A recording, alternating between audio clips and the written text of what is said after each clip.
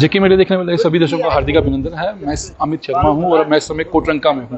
कोटरंका में आज पहली बार ऐसा देखने को मिल रहा है कि जावेद चौधरी साहब जो है एक सादगी के साथ अपना नामांकन पत्र जो है वो दाखिल करने आ रहे हैं, क्योंकि जब भी नामांकन पत्र दाखिल किया जाता है तो ढोल नगाड़ों के साथ, बड़े जलसों के साथ नामांकन पत्र दाखिल होता है। तो आखिर इनसे पूछते हैं कि ऐसा क्यों। सर, सबसे पहले यही सवाल है कि कल भी नामांकन पत्र भरा गया, लेकिन काफ़ी बड़े जलसे के साथ, लेकिन आप सिर्फ 2 या 4 बंदों के साथ आके अपना नामांकन पत्र दाखिल कर रहे हैं, बिल्कुल एक सादगी के साथ। इसमें क्या एक मैसेज है और क्या कहना चाहेंगे आप? देखिए, सादगी अल्लाह को भी पसंद है और हमारे कायद का भी आर्डर था, उमर अब्दुल्ला साहब का भी और मियां अल्ताफ साहब का, कि सादगी से फॉर्म भरना। और मेरी दिल की भी यही ख्वाहिश थी कि पब्लिक को खज्जल ना किया जाए, उनको तकलीफ़ ना दी जाए, क्योंकि बरसात का मौसम है, दूर दूर से लोगों ने आना है, इसलिए हमने उनको तकलीफ़ नहीं दी है। तो इसी बैकड्रॉप में हमने बड़ी सादगी के साथ अपना फॉर्म। ये सादगी जो है आपके चेहरे पर भी साफ दिखाई देती है। पिछले 4-5 सालों से आप लोगों के बीच में हैं, लोगों से बातचीत करते हैं, डेवलपमेंट के कई ऐसे कार्य हैं जो उठाना चाहेंगे, लेकिन क्या ऐसा आपको लगता है कि अभी भी कुछ ऐसे काम हैं जो नहीं यहाँ पर हुए हैं, अगर आप जीतते हैं तो वो काम यहाँ पे पूरे करेंगे? देखिए, हमें यहाँ पे ग्राउंड जीरो से काम करना पड़ा है। जैसे रोड इंफ्रास्ट्रक्चर नहीं था, हमने 30-32 रोड अपने छोटे सारे ब्लॉक में लगवाई हैं। फिर एजुकेशन सेक्टर में भी हमने इम्प्रूवमेंट करने की कोशिश की, उसमें हमने तकरीबन 25 जो है स्मार्ट स्कूल बनाए हैं। हेल्थ इंफ्रास्ट्रक्चर को इम्प्रूव करने की हमने कोशिश की। यहाँ पे हमने CSC में एम्बुलेंसेज प्रोवाइड करवाई, अपने प्लान में रखी, और उसके बाद जो मेडिकल डिफरेंट इक्विपमेंट्स हैं वो भी प्रोवाइड करवाए। तो हमारा इन चीज़ों पे जो बेसिक नीड है इस पे भी फोकस है, और ग्राउंड जीरो से हम जो है हमें शुरू करना पड़ रहा है, जीरो से। आप अलायंस के बीच में चुनाव लड़ने जा रहे हैं, कांग्रेस और नेशनल कॉन्फ्रेंस का अलायंस है, लेकिन आपके जो अपोजिशन में है वो भारतीय जनता पार्टी है। तो क्या मानते हैं कि क्या कोई इस इलाके में भी कोई ऐसी टक्कर है?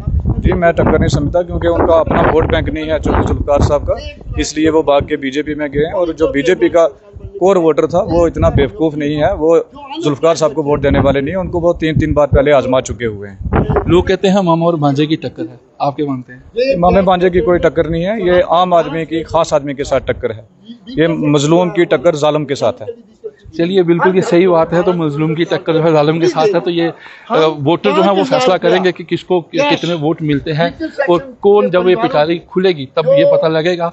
तो यहाँ पर जो है आज नामांकन पत्र जो है वो एक बिल्कुल सादगी के साथ यहाँ पर जो है वो दाखिल किया गया है, और बिल्कुल एक सादगी के साथ 3 या 4 लोग आकर यहाँ पर नामांकन पत्र जो है वो अपना दाखिल करके गए हैं। ये पहली बार ऐसा यहाँ पर देखने को मिला है। जावेद इकबाल चौधरी साहब ने अपना फॉर्म भरा है, आप जम्मू से आए हैं बतौर प्रोविंशियल प्रेसिडेंट, क्या कुछ पॉलिटिकल सिचुएशन आप इस कॉन्स्टिट्यूंसी को देख पा रहे हैं? देखिए, इस खित्ते में मैं समझता हूँ कि एक सुनामी चल रही है नेशनल कॉन्फ्रेंस की, और कोई भी ऐसी कॉन्स्टिट्यूंसी नहीं है जिसमें हमारा नेशनल कॉन्फ्रेंस और कांग्रेस का अलायंस कैंडिडेट जीत रहे हैं। ये एक पूरे जम्मू कश्मीर के अंदर यही हालत है। और आपने देखा होगा कि पिछले दिनों जितने भी सर्वे हुए हैं उन सभी सर्वों में ये साबित हुआ है कि आने वाले जो चुनाव हैं इसमें 60 जो सीटें हैं, 60 सीटें जो हैं नेशनल कॉन्फ्रेंस और कांग्रेस के उम्मीदवार जीतेंगे। और हमें पूरी उम्मीद है कि जम्मू कश्मीर के अंदर जो हालत बनी हुई है पिछले 10 सालों से पूरे हिंदुस्तान के अंदर और जम्मू कश्मीर के अंदर, मैं समझता हूं कि जम्मू कश्मीर में आने वाली सरकार जनाब उमर अब्दुल्ला साहब चीफ मिनिस्टर होंगे, और आने वाली सरकार कांग्रेस और नेशनल कॉन्फ्रेंस की होगी। सर, एक अहम सवाल, बीते कल बीजेपी के राम माधव साहब ने एक स्टेटमेंट दिया है श्रीनगर में कि कांग्रेस और नेशनल कॉन्फ्रेंस सरेंडर मिलिटेंट्स को अपना कैंडिडेट्स घोषित कर रही है। उस स्टेटमेंट पे बतौर प्रोविंशियल प्रेसिडेंट नेशनल कॉन्फ्रेंस आपका क्या बयान है? देखिए, वो क्या कहते हैं हमें ये बात उन पर टिप्पणी करने की ज़रूरत नहीं है। ये हमने जो इलेक्शन हो रहे हैं ये लोगों की अदालत में हम गए हैं।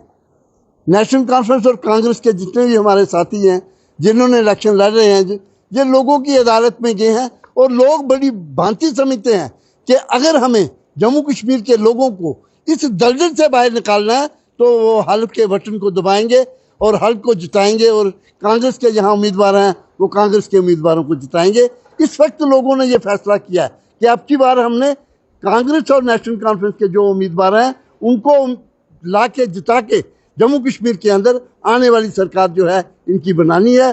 ताकि 10 साल का जो यहाँ जम्मू कश्मीर के अंदर जो गदर से मचा हुआ है वो हमने दूर करना है।